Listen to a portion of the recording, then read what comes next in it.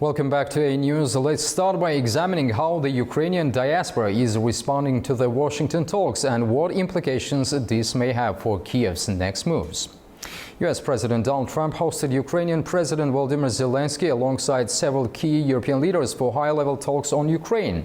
The meeting has been described by NATO Secretary General Mark Rutte as very successful, with discussions focusing on possible security guarantees as part of a potential peace deal.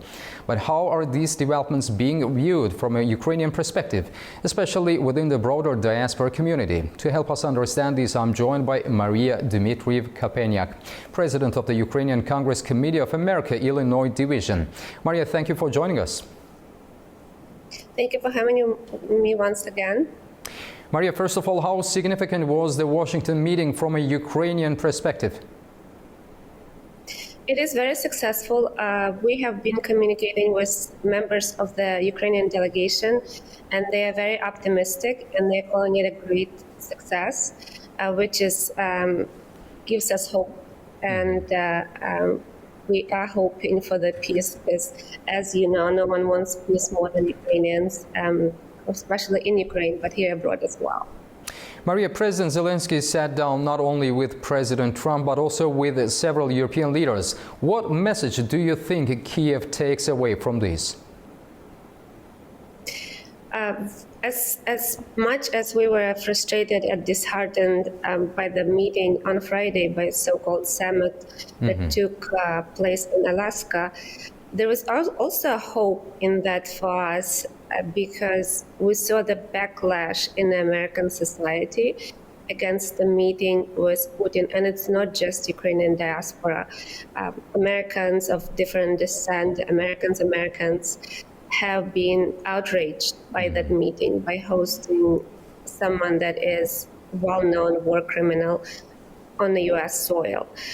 So a lot of organizations reached out to us expressing their outrage. And again, those are not Ukrainians, those are Americans. So I'm sure you've seen a protest in Alaska, and 80% of those protesters were actually American, and Alaska is very sparsely populated.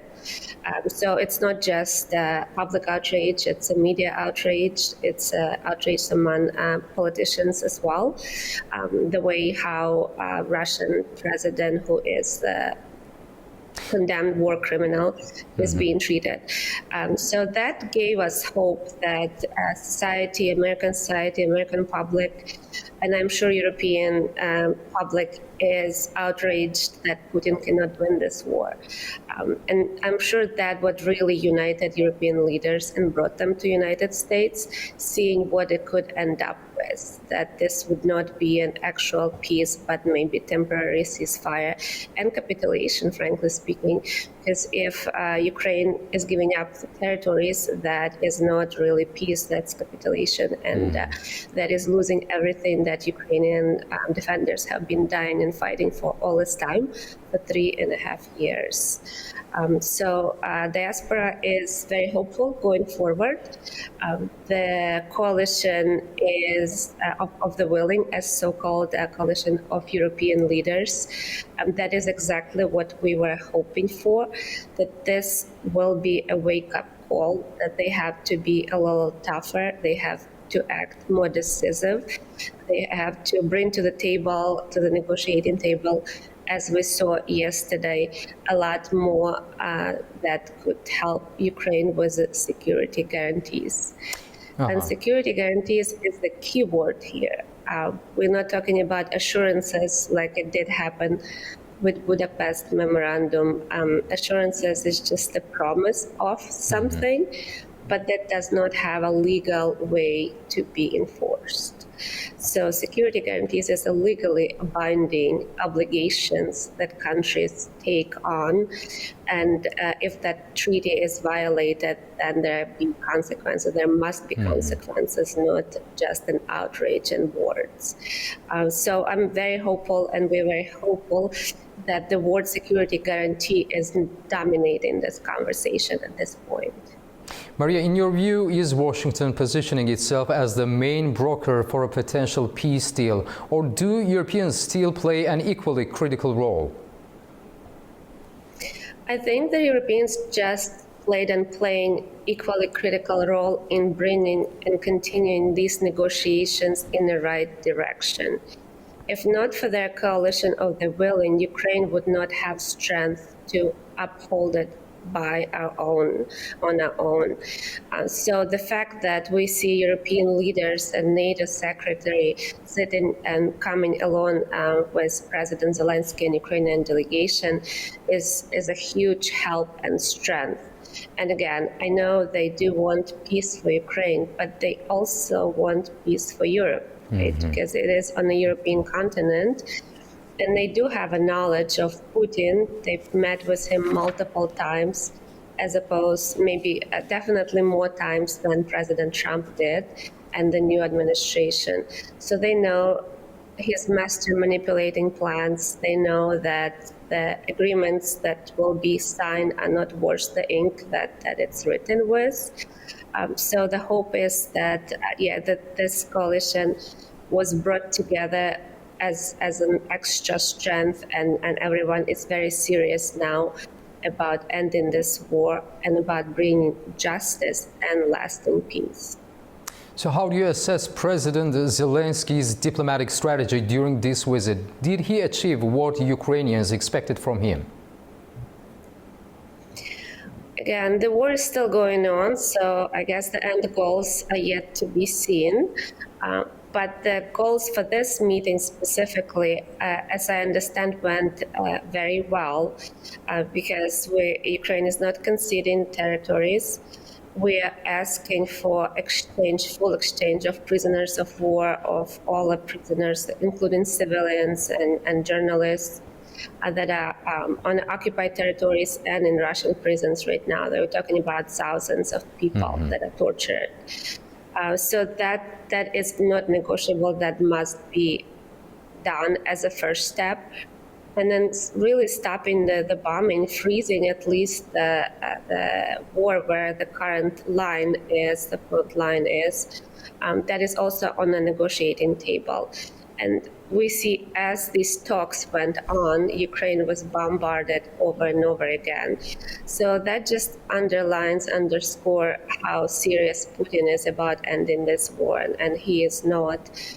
So I think it's very obvious to all the European leaders, to Ukrainians especially, because make no mistake, no one knows Russians as much as Ukrainians do. That is forged by centuries, this knowledge.